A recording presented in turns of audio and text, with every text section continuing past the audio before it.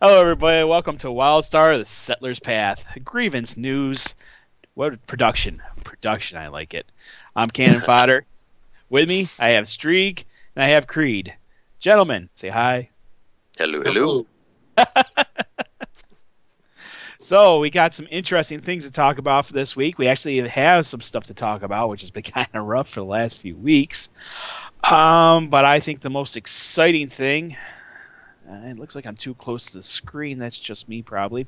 Um, but the most exciting thing is there are actually online beta giveaways. Carbine is supporting some of these other communities giving out beta keys. So, important dates for everybody.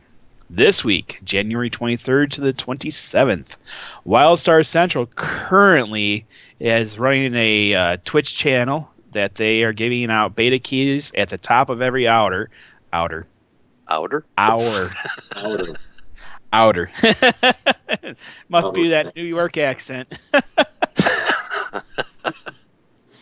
At the top of every hour. They started at noon Eastern, I believe it was, and they're giving them away for 12 hours. So there's not many hours left before they're going to run out of those keys. But they are also running a forum. This one is actually kind of cool. I think this is, if I can bring it up here real quick. WildStar Central is running a Nexus Limerick competition. Basically, they want people to email them with limericks about WildStar and Nexus. Dirty, clean, I don't think it matters to them. And they'll pick the best one. They have 12 more keys to give away. So go and do that. Come up with some good limericks. Then I'll just hit these other two real quick. WildStar fans, January 27th to the 31st, they are having a WildStar quiz for their beta key giveaway. They say to keep track of their Twitter at WildStar_fans. And then January 31st through February 4th, the Core Network, they're going to be having I guess they're going to have an Eldon code that you have to crack, and I don't know how many keys they have to give away. So at least this is giving a chance for people to get keys from other communities, which is actually a first. Kind of exciting. It is. So, you guys have any nasty limericks you're going to come up with? There once was a man from... Yeah, it would be bad. It'd be very, very bad. So good luck to anybody that would like to get into beta. I know there's some people in chat that are saying that they're going for, hey, Sin says that you're awesome, Creed. But anyway, they're also they're running two Twitch casts so they can try and get themselves a beta key at the top of the outer. Outer. I know. Every outer. Those again. That's a weird word. Outer. Outer. Outer. That's a cool word, man. Sometimes I just have these brain farts. I go along and be like, well, what did I just say? It's that Dominion accent. That Dominion accent. It's too much brandy. Get me something expensive. So, their WildStar Wednesday, they talked about what we are, guilds. They talked about guilds. And I think this is great. I mean, what Carbine is showing is that... all right, we'll talk about their currency, because this is really what I want to hit on, is guild influence. How do you get guild influence? You play with guildies. The most amazing thing.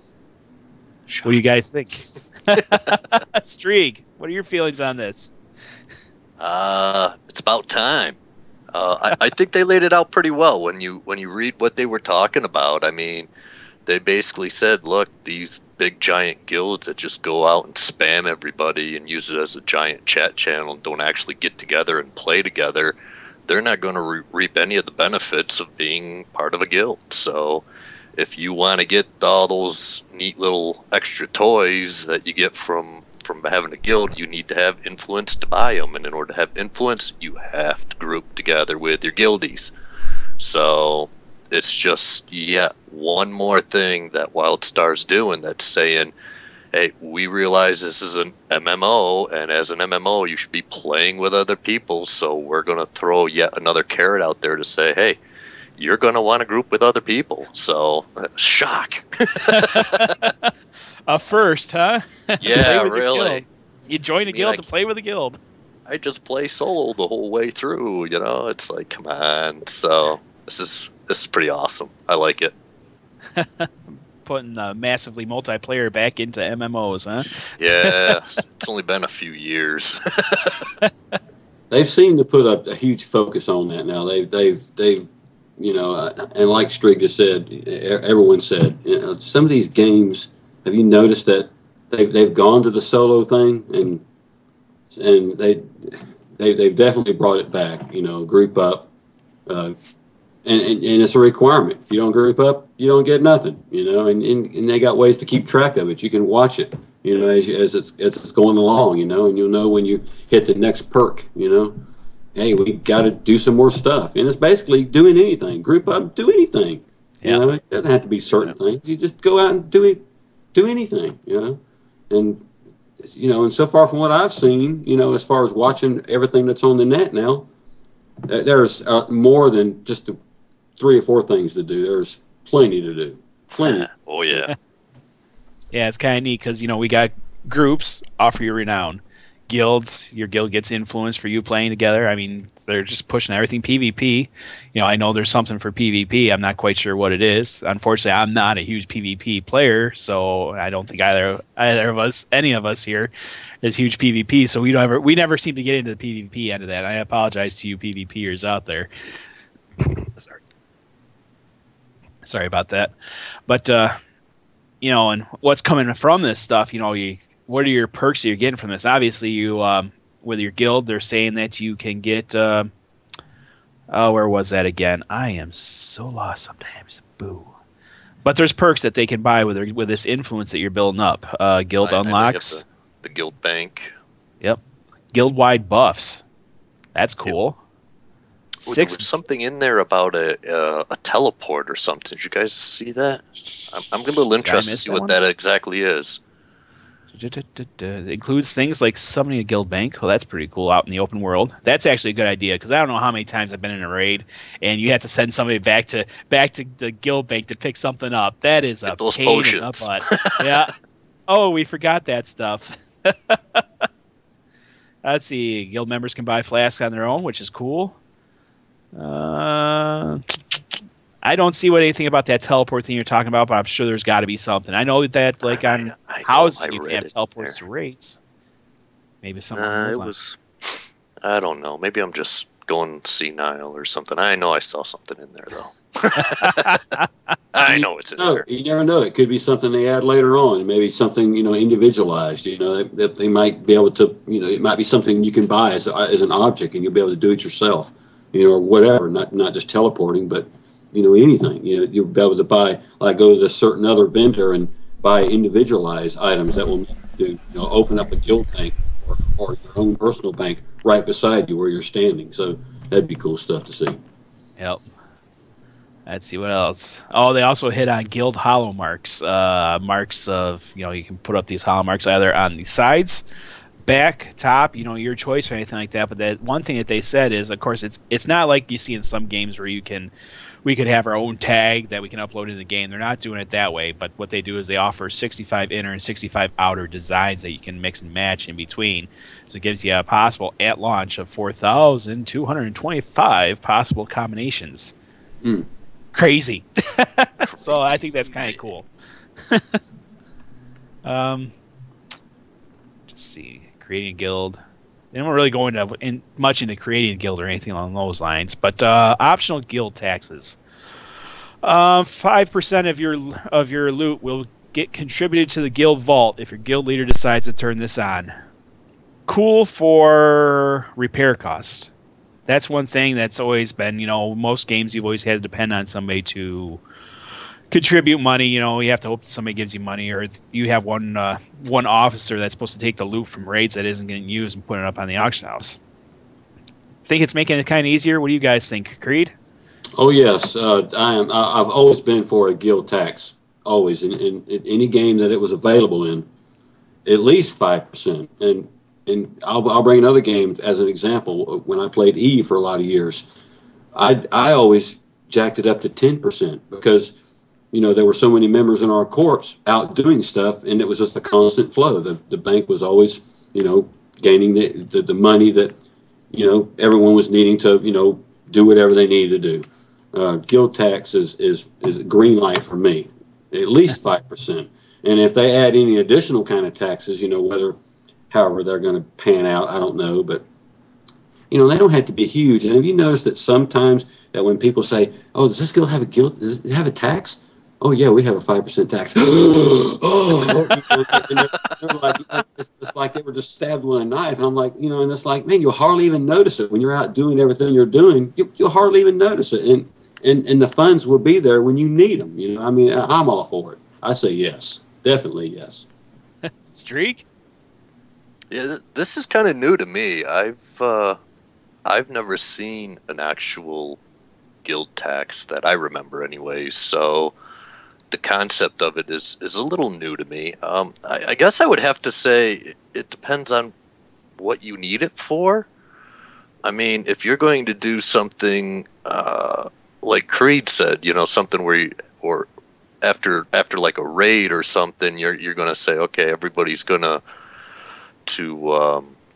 repair up or something, or to buy potions maybe, or whatever it takes. I guess it depends. It depends on what you actually use guild funds for. Maybe it's something that you don't start off with a guild tax at first for the lower levels, and then as you get up and you start getting people closer to raid time, you turn on the tax so that after the raids, when you get to the raiding point, you have money to repair stuff. I don't know.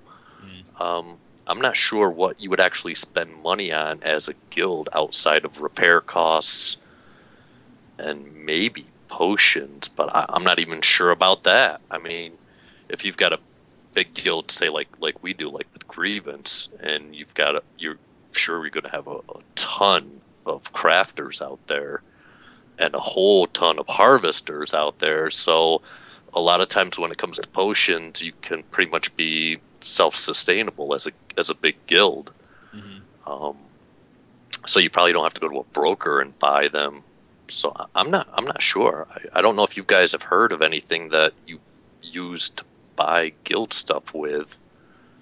Was there a rumor one time that they were going to do like maybe a guild plot, a guild house sometime after release down the road somewhere? I think they were looking at that at one point in time. I heard they were looking at that. Of course, we have the war plots too, so I'm wondering if some of our money can be used towards supporting that. Good idea. Yeah, so, I mean, I have no problem with 5%. I mean, you're probably not even going to really notice it. Yeah. The lower levels, you're not making much money anyway. So, I mean, 5% on nothing is almost nothing anyway. Nothing, so, yeah. yes, you're not going to lose anything anyway. So, I have nothing against it, but I'm kind of curious on what we're going to be using what they're envisioning that they're going to use it for. Yeah. Yeah, I think it's a good idea. They have, for repair costs and stuff like that. But the one thing that I want to make sure of is that they have complete visibility on how money is being spent. There should be some sort of ledger system showing that, because one thing I'm always concerned about when I see guild funds like that is that it's actually going to the right spot, and I want every single person in that guild to be able to see how they're because basically it's their money and how is it being spent. Oh yeah. So absolutely. I'm hoping that there's something going with that. But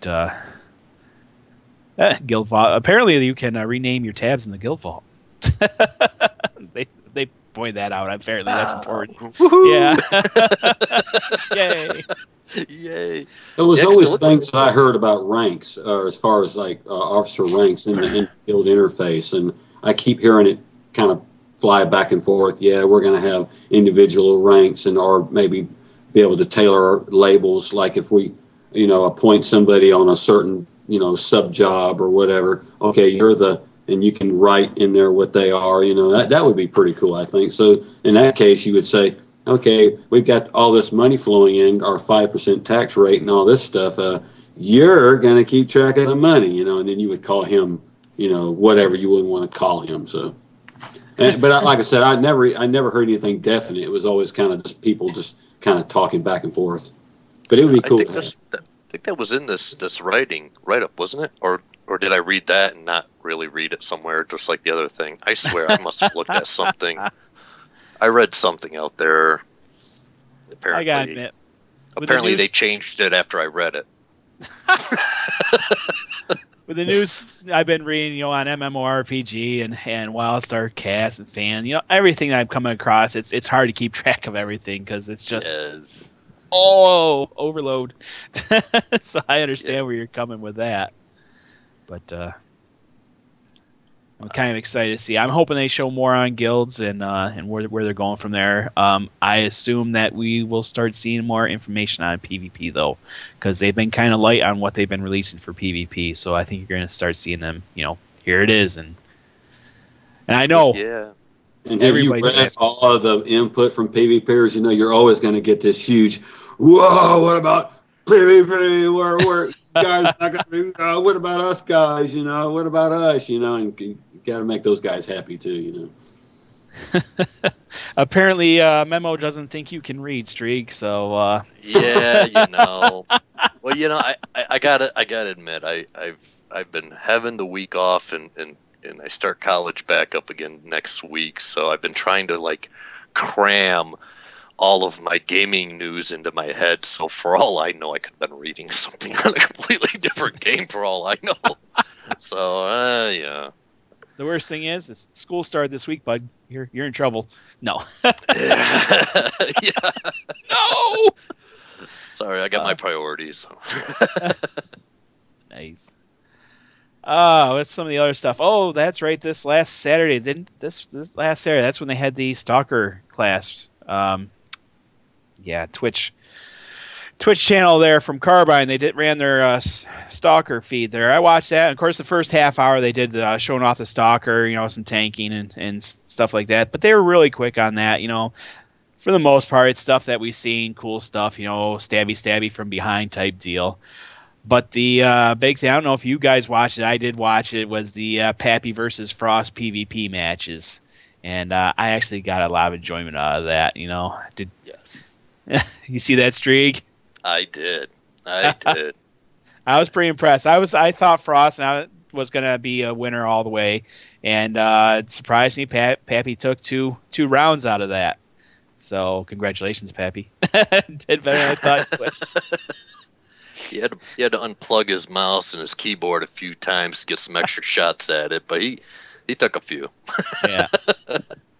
One thing I did think is, of course, it's the way I would expect with PvP is, they were dueling, so it was just like I expected to be quick, just boom, boom, boom, that person's down, and that's what I expected. But what I was impressed with is when you added that second person in, and they did the open world PvP, that one fight went on forever. They were trying to get down that medic, wasn't it? I think it was medic. Yeah.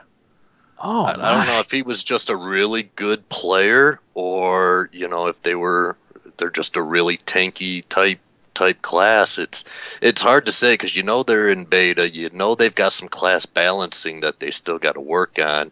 The Stalker looked just brutal. It was like, oh man, I can see them. In fact, I was watching it. People were like, "Oh, OP." So, but you don't really know if that's the case, or it's just these guys are just really good at certain classes. Just make them look really good or really bad. So, I was pretty impressed. And then they did a 3-on-3 arena, wasn't it? That was the first we've seen of arena. That was pretty cool. It really sucked. They were going on, and one of their players from the opposing team, had a disconnect problem. The game crashed on him. They were getting slaughtered up to that point, so I don't think it would have mattered. They were. He just unplugged his cable. Well, okay, I lost this one. Bleep. Oh yeah, I disconnected. Oh yeah. Yeah. Frost team, they surprised. I think they surprised everybody because they jumped down into that arena and within the first 5 seconds they pretty much wiped everybody out in that first round until they started respawning. They fought back a little bit, but yeah, if you focus your power, you could see what a difference that can make. Yeah, which is a good thing that you pointed out, because that just reminded me is one big thing about the arena is they were allowed a set number of respawns. And what they meant by that was that, say you had 5 respawns, but that was 5 respawns for the entire team, not per player. So you get, if you die, you respawn. 2 people die, you respawn. You get down to that last one, you really need to think, who needs to respawn? Who do we need up to be able to get our butts out of the fire here? Yeah, I could see that working on like a guild group or a group of people that that you're communicating with. But man, I all I could envision when they said that is some pug group going in there and they're like, yeah, screw this, I'm the one going next. I'm respawning because I'm the king. You know how some players get. They all think they're the best. That's very true. But I did read someplace that they were working on a system to try and separate out. That is impressive. Talk again. Outer, right? That's right next to outer. Outer. Yeah, I'm trying to invent my own new language now. How's it going? Not so well. Need more words. Need more words. No new talk well. Anyway, what they're trying to do is they're trying to figure out a system to separate out pug groups and pre-made groups. I don't know how that's going to work out. I hope they can come up with some system, because that's one thing that's always bothered me whenever I popped into a PvP match in the unnamed WoW game. Is you'd walk in and you'd be like, oh my god, here's a pre-made, we're dead. Yeah. What's the fun of this? I mean, that's really what turned me off the most of PvP, was walking in and, oh yeah, these people are all set and ready to go, and it's like, what do we have? Oh my gosh, we got a group of mages and without a healer. Well, and if I understood it correctly, it sounded like, and I could be wrong here, but it sounded like they were having 2 different systems. One was just going to be pretty much, based on your gear score, and you go in and just, you're going to meet people that have similar gear score, and then they've got a different PvP that's like a ranked PvP, which is where they're going to keep track of, how many wins and losses you probably have and where you ranked and all that stuff, which is where, you get those pre-mades in there. They're going to look at your rank as your overall pre-made group and kind of balance you up, which is, I think, really cool. I like that. I won't be on that chart. I can guarantee it. What are you talking about? I heard you were a PvP extraordinaire. No way. I'm the one that helps the curve. I'll keep our ranking low. Do you have teachers that grade on the curve? Okay, where's the curve start? And they throw it up the stairs. It's Strig. We'll all get A's if we have Strig in the group. Oh God, I love it. Oh, so what else we got to talk about? I think we're pretty much killing everything for tonight, aren't we? Got to have something else to talk about. MMO. They had MMORPG. It seems like they've been having a lot of articles popping up, and the latest one came up as the layer cake, and they were talking about combat. And how it seems like they like how combat's working out. They started out with dodge and aiming and everything, and it's made a lot of fun. But, and I say but for one reason, is I went through this entire thing, and one thing kind of concerned me is that they commented on questing, and one thing they said they did not like was that they were complaining about not having voiceovers. Voiceovers are expensive. I can kind of understand why you don't want voiceovers, and really, I thought it was a cool idea. Nobody's going to watch them after a while.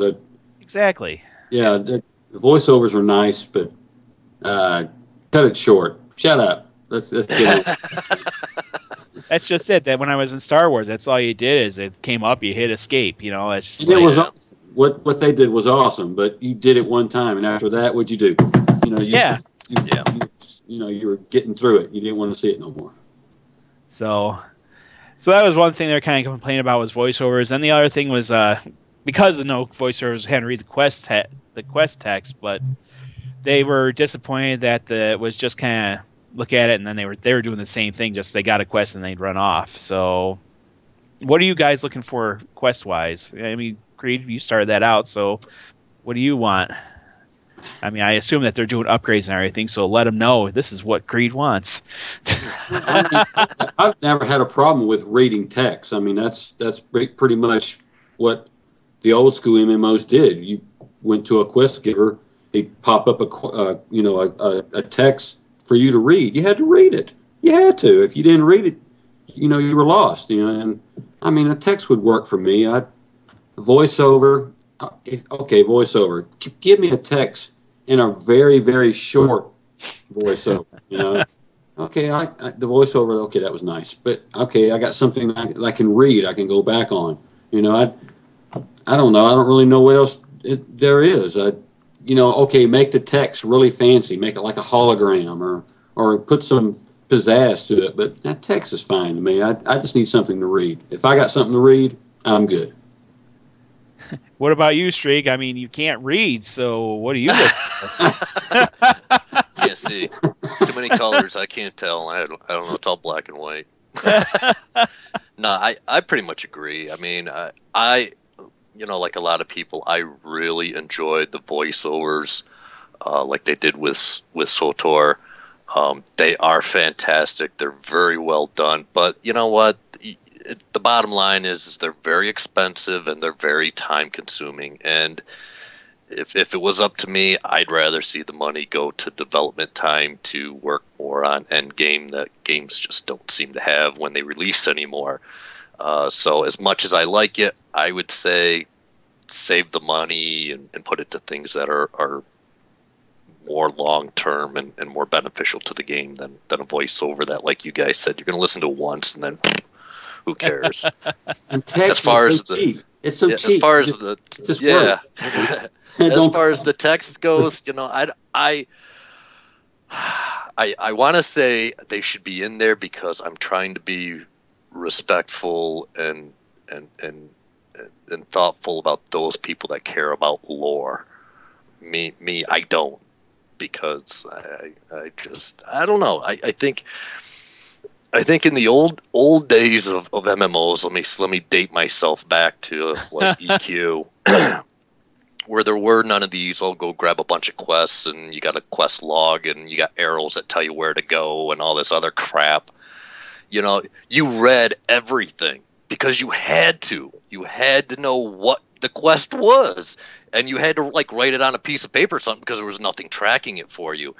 You didn't know where to go. If you didn't read it and really understand it, you might as well have never gotten it to begin with because you won't know where to go, what to kill, what to do. So there was an importance to it. Nowadays, you click on them, they spit out a bunch of words, you just exit it out, and it pops up on your screen. You need 30 of these, or go kill these, and arrows that point you to do it. So now it's gotten to the point that I just don't care. I don't bother reading it because I don't need to. Yeah. So you know what? If I was going to be concerned about reading anything, to me they would have to go back to more of the old school MMOs and say, you go find yourself a quest giver and read it, and you better write it down or read it or memorize it something, because that's it. That's all you get. Not some unicorn glowy trail that holds your hand all the way through it. So. But I know there are people out there that just love lore and eat that stuff up. So for those guys, go ahead and put it in there. But I'm not going to read it. I like it. I can just imagine. All I did was a little bit of EQ, but I can never find a group that I fit in with like I do with Grievance. So. But I just hear stories of people that are really into it, that because they also didn't have a map system in EverQuest either, right? So you were making up your own maps. Halfway? Jeez. Yeah. Eventually they came out with a map system, and I think it started off where it would just give you a blank screen, and it would give you like the map tools, and you could say start drawing, and as your character ran, it would draw a line. So, I'd be like a stealth monk, my little ninja monk, or I'm sorry, rogue, little ninja rogue. And I'd go into stealth mode and just run around and actually draw the maps for people. But you had to do it all either by hand or eventually they came out with little maps. Nothing like they are today. I don't think I'm going to miss that. I'm sorry. I'm glad they give me maps. No. There's definitely the new way of doing things definitely has its benefits without a doubt. But I think sometimes we've gone a little bit more towards the easy mode than, I mean, there's got to be that happy medium in there for me. Yeah. That's why I'm kind of interested to see I'm coming back to WildStar here. I mean, that's what we're supposed to be talking about. Yeah. I'm trying to slowly I know. I'm sorry. I'm just using those references as just a point of reference as to what. It's my own fault. I asked you about it too. Yeah. You opened the box, man. I did. It all comes. Watch out. I don't know where this pony show's going. Yeah. But that's one thing is that Frost said is that with their Elder game, because they kind of hinted at it in the cast that in another few weeks the closed beta test is going to raise their level cap to level 50 and they're going to start testing raids. But one thing that they said is that, okay, they get to level 50, you're not going to be right in there into playing raids. I mean, you got to get prepared to play raids, which is kind of cool for Elder game. I mean, it's been a while since we've had that. And then they say the raids are going to be epic hard. So they're already, what I've seen, they're already ridiculous. I can't even imagine what the end game's going to be. Yeah. Yeah, and that's only that level 20 dungeon they keep showing over and over again. Can you imagine what these level 50 dungeons are going to be like? Oh my God! Have you seen these videos? These guys are just they're like, there's the boss, and then they all run up, shoo, they're all dead, and then they all running back in. Now, I understand, they're kind of unfamiliar with it, but after a while, I mean, some of these videos are like 2 hours long, and they're still, I mean, they're like, there's one. Which is another. It's going to be some tough stuff. Yeah, and it's a good thing to point out is that the Carbine staff, when they were showing these casts that they've been doing, the class casts, is that they would test out before the actual cast. They'd take people that know they're class leads, and they would take them into these dungeons, and they were wiping. Yeah. Wiping. Yep. The class leads are wiping in the dungeon. And over and over again. It wasn't just like, oh, I just died. I mean, it was continuous. Yeah. So this is, I got one of two things. Either they have class leads making characters that they have no idea what the heck they're doing, or I think the more likely thing is that, wow, these dungeons are going to be work. They're not going to be walking in. You're not going to have the group maker throwing you 5 random people in there and seeing what happens, and they just walk through.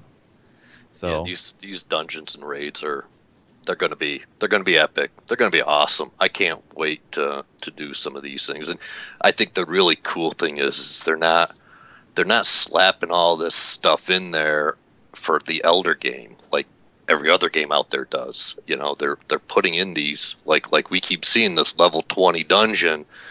They're putting dungeons in on the way, so you don't have to just rush to max level before you can see what a dungeon or a raid looks like. You can actually hit these things as you go through the game, which I think is just really cool.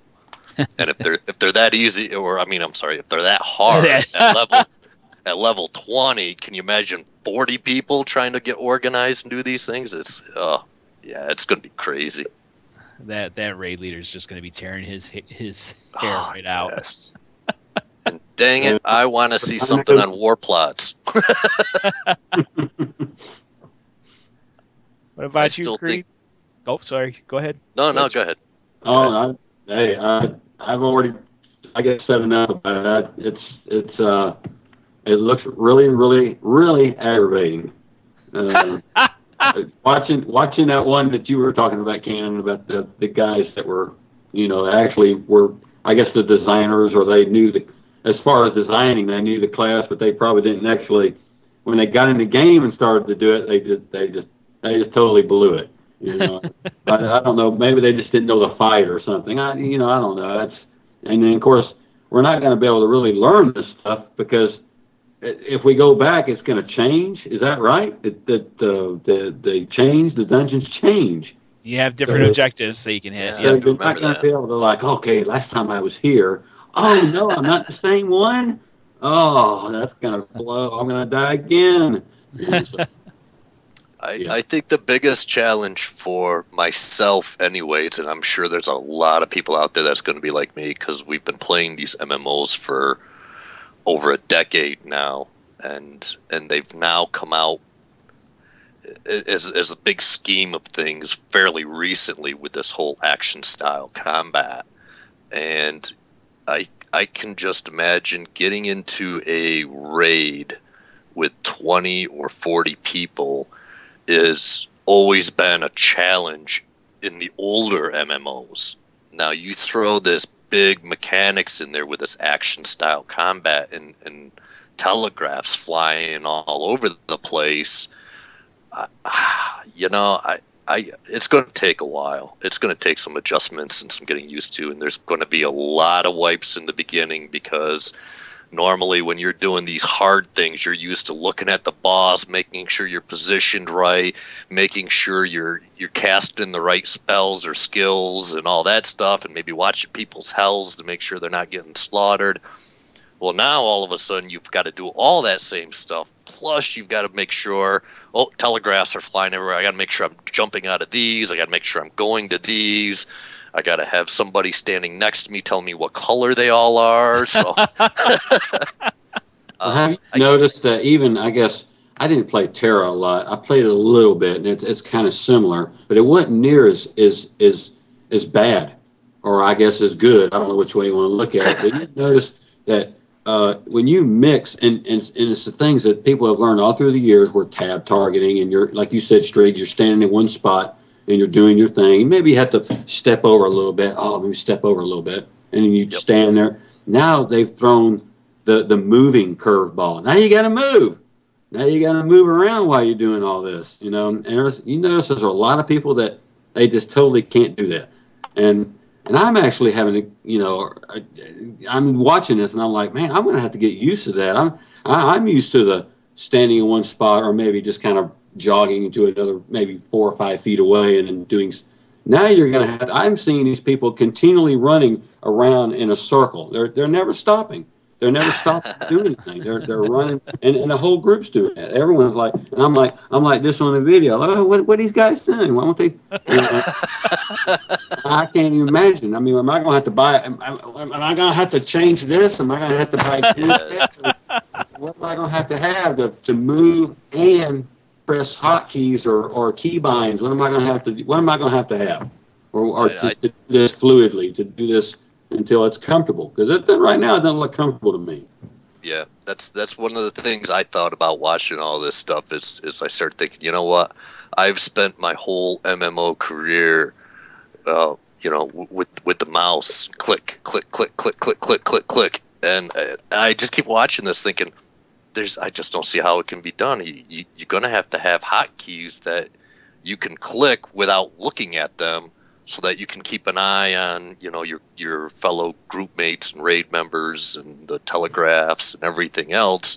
I'm not going to have a chance to look away for a second to make sure that I'm clicking on skill 1 or 2 or 3, or I'm just clicking somewhere off into the grass somewhere. So I'm going to have to learn to somehow hotkey those and get used to that. So it's going to be a challenge, which is kind of cool.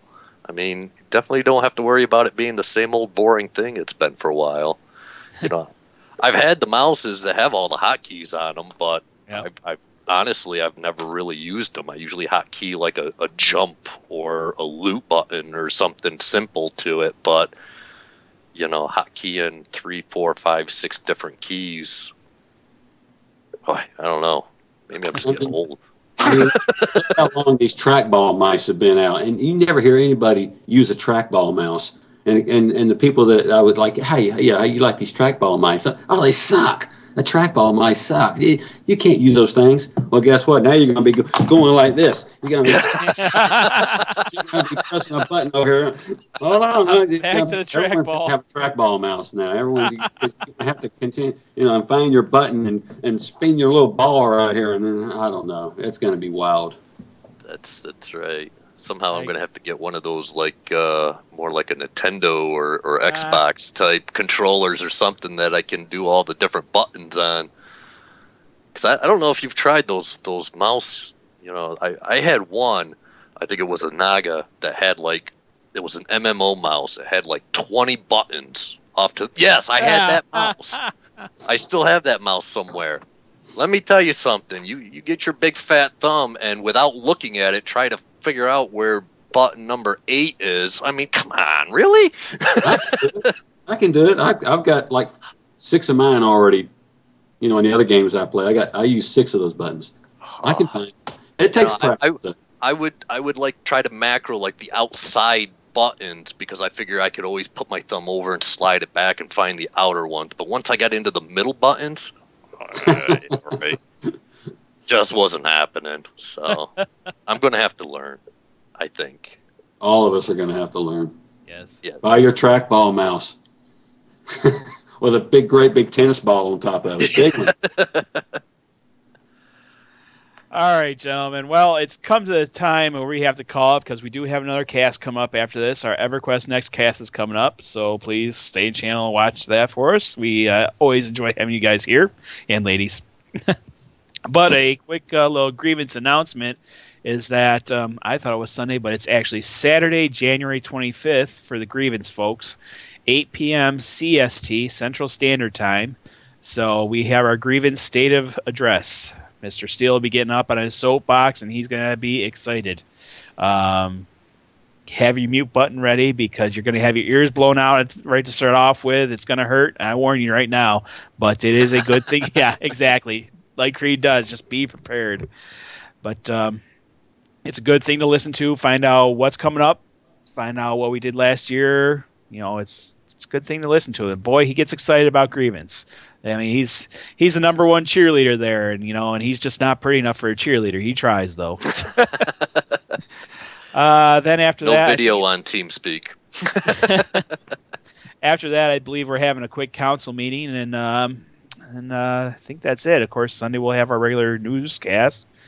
I'm afraid that probably means with the State of Grievance address, Memo's Star Citizen cast is going to be put off for a week. I hope he can handle it. I don't know. I haven't seen it. He usually does that every other week. Is it every other weekend? Well, maybe they schedule quickly. So, Mr. Strieg, Mr. Creed, thank you for joining me tonight. Can't wait till next time. More grievance news, more WildStar news. Lots of exciting things coming up, people. So, hope to see you in WildStar. Have a good night. Night all.